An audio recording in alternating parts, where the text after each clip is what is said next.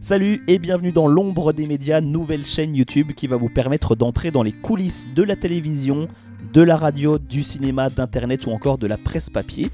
Une fois par mois, je vous proposerai de découvrir une nouvelle vidéo avec un professionnel des médias qui sera donc présent à mes côtés. Et grâce à ces invités, vous allez comprendre comment se tourne un prime time, quel est le rôle d'un cadreur sur un match de foot ou de rugby, comment se gère la célébrité qui arrive soudainement après la participation à un jeu d'aventure, comment se construit un reportage pour une diffusion dans Zone Interdite ou dans 90 minutes enquête, ou encore comment sont travaillées les photos avant une publication dans un magazine. Alors pour découvrir tous ces secrets, je ne serai pas tout seul puisque je recevrai prochainement Léo, cadreur pour Canal+, Laure, candidate emblématique de Koh-Lanta les armes secrètes, Sébastien, reporter pour de nombreuses émissions, Marie, photographe professionnelle, ou encore Tristan, réalisateur des plus gros programmes diffusés sur TF1 ou France Télévisions. Alors ces vidéos seront tournées ou ici sous forme d'interview, soit sous forme d'immersion directement sur le lieu de tournage d'une émission par exemple télé ou radio. Et pour ne rien rater de tout ça, je vous invite à vous abonner dès maintenant à cette chaîne.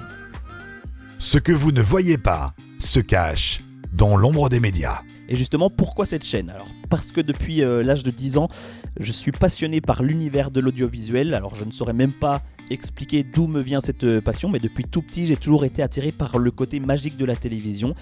Déjà à cet âge, j'essayais de comprendre comment était fabriquée une émission, quels étaient les rôles des cadreurs, des réalisateurs, des producteurs. En fait, j'ai toujours regardé la télévision d'une manière totalement différente de celle d'un téléspectateur, entre guillemets, normal. Quand vous regardez une émission de divertissement, je suppose que vous la regardez sans vous poser de questions. Moi, c'est totalement l'inverse. Je regarde les plans et les cadrages que choisit le réalisateur.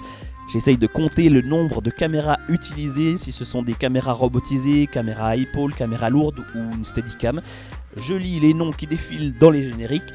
Bref, c'est une passion, je vous l'accorde, assez particulière. Donc pour en revenir au tout début de cette passion, j'avais à peu près 10 ans et j'ai commencé par me fabriquer un studio télé dans ma chambre. Alors il faut savoir qu'à cette époque, pour la jeune génération, tout ce qui était YouTube, streaming, etc. n'existait pas encore puisqu'on était en plein dans les années 90.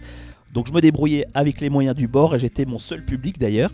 En termes de matériel, j'avais une caméra en carton fabriquée avec des boîtes de céréales, le rouleau de papier toilette pour objectif. D'ailleurs j'en ai retrouvé une dans mon grenier que vous voyez en photo.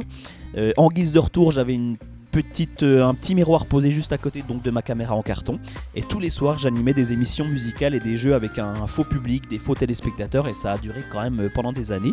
Et devant ma porte de chambre, je me souviens qu'il y avait une petite lumière rouge qui interdisait à mes parents de me déranger, et si quelqu'un avait le malheur de frapper à ma porte, ça me rendait complètement dingue. Alors pour faire bref et comprendre un petit peu ma passion, durant mon adolescence, j'ai eu la chance de faire quelques stages, notamment avec France 2 sur le Téléthon, avant d'en faire un second d'une semaine au sein de France Télévisions. Alors c'était un stage de 3e, là c'était vraiment un rêve qui se réalisait puisque pendant une semaine j'étais totalement libre. Dans les couloirs de France Télé, j'allais de plateau en plateau pour découvrir les coulisses de Stade 2, de tout le sport, des chiffres et des lettres, thé ou café et évidemment les journaux télévisés de France 2 et France 3. Ce stage a complètement confirmé ma passion de l'époque et ma passion qui est toujours d'actualité d'ailleurs.